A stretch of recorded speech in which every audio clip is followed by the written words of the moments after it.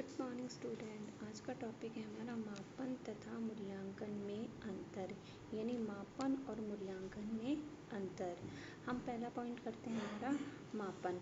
मापन किसी वस्तु का अंकलात्मक रूप होता है। अंकलात्मक रूप का मतलब होता है नंबर, यानी जो हमारे नंबर दिए जाते हैं। जैसे कहते हैं कि किसी टेस्ट में हमारे नंबर आए हैं 8 नंबर का 10, यानी 8 हो गया, ये हमारा मापन हो गया।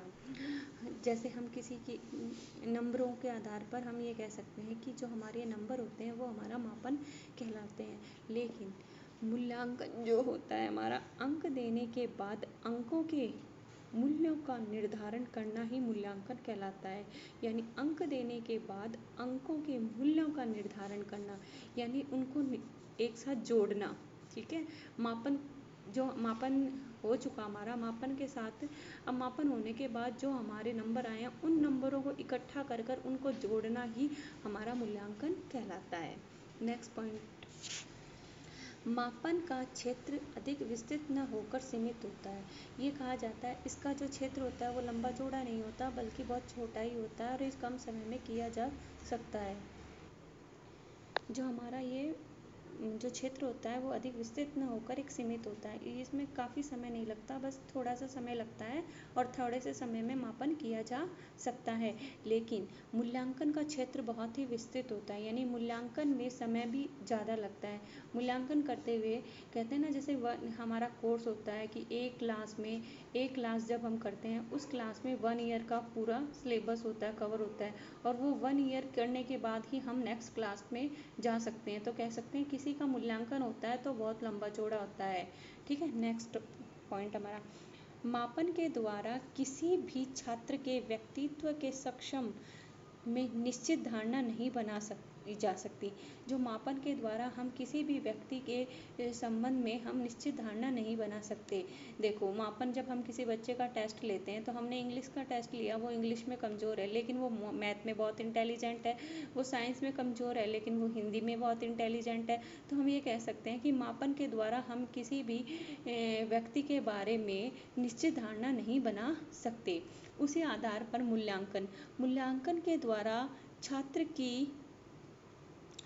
छात्र के बारे में हम निश्चित धारणा बना सकते हैं। निश्चित धारणा का मतलब ये हो गया कि मूल्यांकन के द्वारा, जैसे मूल्यांकन मैंने आपको ये बताया था इसी में कि 1 ईयर का कोर्स करने के बाद ही हम नेक्स्ट क्लास में जाएंगे, उसी आधार पर ही होता है कि जब मूल्यांकन होता है तो वह क्लियर होता है चारों तरफ से। जैसे शारीरिक, सामाजिक, संवेदनात्मक, भावात्मक, आध्यात्मक सभी रूपों का देखकर उसका निश्चित धारणा बनाकर उसको क्लियरिटी कह सकते हैं कि उस बच्चे में कितना ज्ञान है। ठीक है ना, तो मूल्यांकन के आधार पर हम उस चीज़ की निश्चित धारणा बना सकते हैं। नेक्स्ट टॉपिक है मापन के द्वारा साध्यों की एकीकृत करना। मापन के द्वारा साध्यों को एकीकृत करना, साध्यों का मतलब क्या होता है, जब हम किसी का मापन करते हैं तो हम एक, जैसे हमारे क्वेश्चन पेपर होता है, ठीक है, क्वेश्चन पेपर में अलग अलग तरह के क्वेश्चन आते हैं। ठीक है, अब जो अलग अलग क्वेश्चन आते हैं उन क्वेश्चनों के आधार पर हमारा मापन किया जाता है। ठीक है, तो मापन के द्वारा हम साध्यों को एकीकृत करते हैं, लेकिन मूल्यांकन के द्वारा साध्यों को निष्कर्ष नहीं निकाल सकते। यानी उन क्वेश्चनों के आधार पर हम उनका मूल्यांकन नहीं कर सकते कि जो जो क्वेश्चन चुने हैं उन क्वेश्चनों के आधार पर हम उनका मूल्यांकन नहीं कर सकते। नेक्स्ट टॉपिक है हमारा मापन विषय पाठ्य सामग्री पर आधारित होता है। जो मापन होता है वो केवल सब्जेक्ट पर आधारित होता है। ठीक है, सब्जेक्ट के अकॉर्डिंग किया जाता है, लेकिन जो मूल्यांकन होता है वो हमारा उद्देश्यों पर आधारित होता है। यानी ये निर्धारित किया जाता है कि उसका उद्देश्य क्या है, एम्स क्या है, किसके आधार पर उसको क्लियरिटी देनी है।